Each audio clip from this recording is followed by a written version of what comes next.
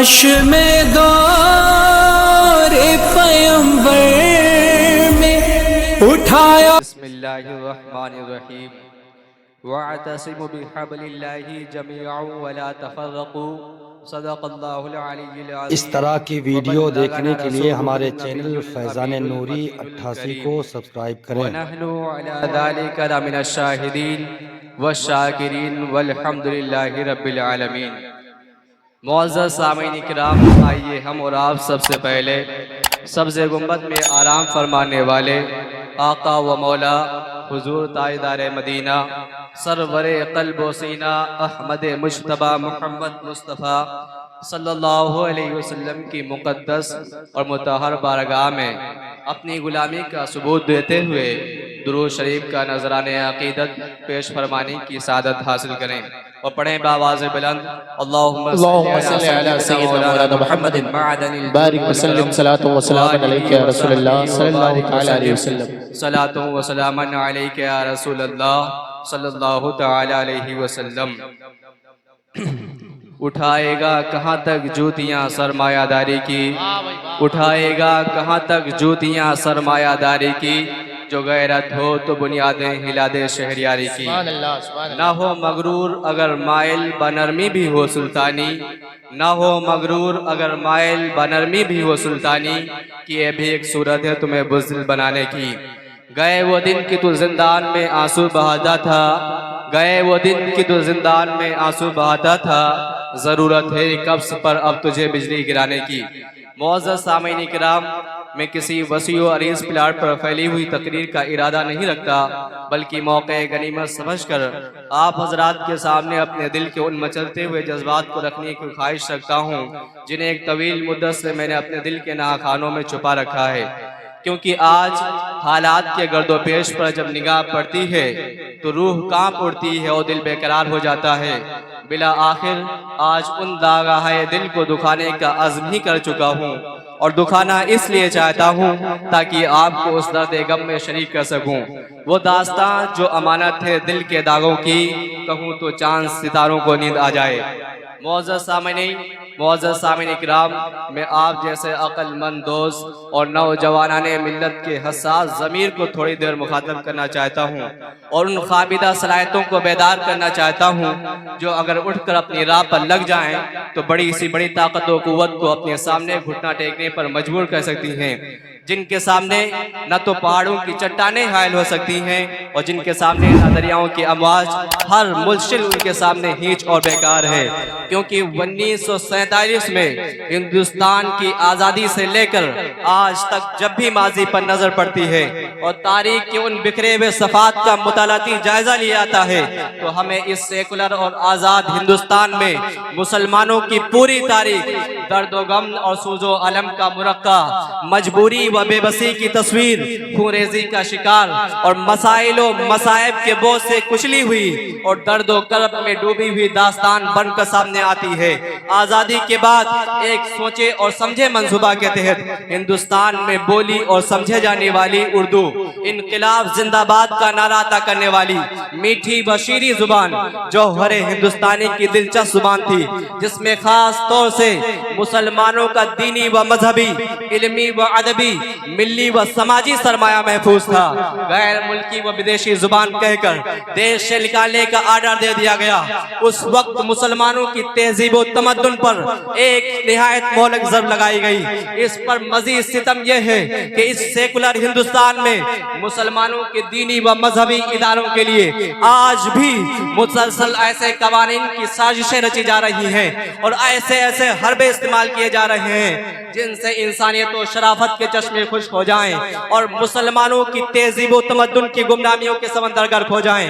अभी हम इस जग पर मरहम भी न रख पाए थे कि अचानक एक और हुक्मनामा नजरों से गुजरा जिसकी तबाहकारी ने मुसलमानों को मफलूज व अपाहिज बना दिया। इस खून की रोशनाई से लिखे हुए हुक्मनामा में सरकारी मुलाजमतों में मुसलमानों की नुमाइंदगी खत्म कर देने की सख्ती से हिदायत की गई, जिसका नतीजा ये निकला कि सरकारी मुलाजमतों में मुसलमानों की तादाद घटती चली गई। इस भयानक हमला का असर ये हुआ कि मुसलमान माशी व इक्तिसादी और बदहाली के शिकार हो गए। अज़्म हिम्मत जवाब देने लगी। हिंदुस्तान का वसी और अरीज रकबा मुसलमानों के लिए तंग हो गया। मगर ऐसे मुहिब और पुरफितन दौर में खुदा की नुसरत व हिमायत से खुद को अच्छा बताने वाले हिंदुस्तानी मुसलमान ने अपने आप को एक बावकार हिंदुस्तानी साबित करने के लिए नए उमंग व हौसले और नए जोश व बलबले के साथ मुल्क की तरक्की व खुशहाली के लिए जद्दोजहद शुरू कर दी और कस्बे माश के लिए अपने बाजुओं पर भरोसा करके सनात व हिरफत और तजारत व ज़राअत को अपना पेशा बनाकर अपने काम का आगाज कर दिया। मगर हम अभी अपने खून व पसीना से कमाई हुई दौलत की दुनिया में कदम भी न रख पाए थे कि अचानक फिरका वाराना फसादात के नाम से असबियत व तंग नजरी की कुर्बानगाह पर मुसलमानों को भेंट चढ़ाने का न खत्म वाला सिलसिला शुरू हो गया। क्या इसीलिए तकदीर ने चुनवाए थे तिनके बन जाए नशीमन तो कोई आग लगा दे। मुसलमानों अपनी तारीख पढ़ो। हमारी तहजीब व तमद्दुन पर डाका डाला गया, हमारी जुबान छीनने की नापाक कोशिशें की गई, हमारे घरों से धुआं उठा, हमारे घरों से शोले भड़के, मगर हमारे जज्बात में कोई हरारत ना पैदा हुई। बस सिर्फ एक तमाशाई की तरह अपनी तबाह बर्बादी का तमाशा देखते रहे। हमने हथकड़ियां देखी, बेड़ियां देखी, मक्तल देखे, मकतूल देखे, फिर भी जुबानें बंद रही।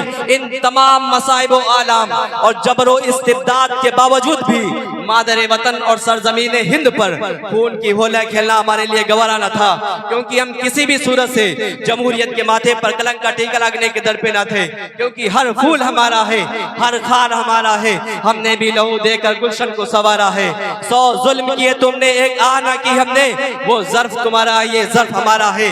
हज़रात गिरामी, आज अमर तो फस्तायत का मकरू व मज़मूम तूफान, असबियत व तंग नज़री का नापाक व नामुराद सैलाब हमारे दीन व मज़हब और ईमान व एतक़ाद की मजबूत बुनियादों से टकरा रहा है। अब अगर एक तरफ हुजूर की अज़मत तक़द्दुस पर उंगलियां उठाने की गुस्ताखाना व शरत पसंदाना जुरात व जसारत की जा रही है, तो एक जानिब शरीयत मुस्लिम पंसला को बदलने की नापाक साजिशें रची जा रही है। इसलिए गयूर खुददार अस्लाब गैरतमंद बेटो निकलो, कुरान की अज़मत तुम्हें आवाज दे रही है। ऐ शमे रिसालत के परवाने उठो, मोहम्मद सल्लल्लाहु अलैहि वसल्लम की शरीयत तुम्हें पुकार रही है कि मोहम्मद से वफा तूले तो हम तेरे हैं, ये जहां चीज है क्या लौह कलम तेरे हैं। अगर तुमने इन सदाओं की बाज़गश्त न सुनी और तारीख के इस नाजुक मोड़ पर अपनी जिम्मेदारियों का एहसास न किया, तो याद रखो और जान लो कि नब्ज़े ज़माना कभी रुकती नहीं। कहीं ऐसा न हो कि वक्त का तेज रफ्तार काफिला गुजर जाए और गुब्बारे राह से तुम्हारे चेहरों के नुकूश धुंधला जाए।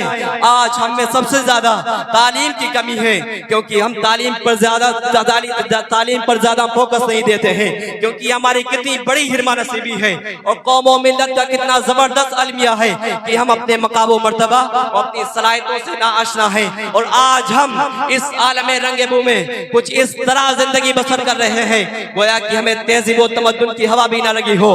हालांकि हमें से गुलशन की हस्ती है और हमी से रंगे महफिल है। हम तो वो जिंदा कौम थे जिसकी हुक्मरानी और किश्वरे कुशाई और शुजाअत व बहादुरी से मशरिक व मगरिब रजा उठता था। आखिर वो कुव्वत कौन सी है? वो कुव्वत खुदा और रसूल पर एतमाद कामिल की कुव्वत है।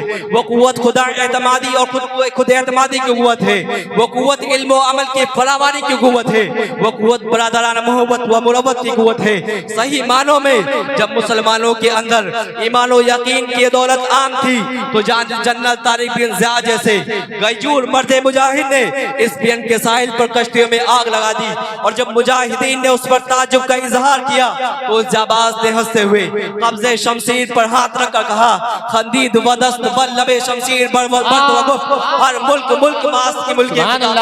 ये सब इत्याद इत्तिफाक की करीब शादी थी, मगर अफसोस सदा अफसोस, आज वो अजमत रफ्ता गुम हो गई है। अल्लाह रब्बुल इज्जत ने कुरान करीम में आपसे इत्तिहाद और इत्तिफाक पर रोशनी डालते हुए फरमाता है, इन्नमल मोमिनूना इख्वतुन फअस्लिहू बैना अख्वैकुम। अख्वैकुम वत्तकुल्लाह लअल्लकुम तुरहमून।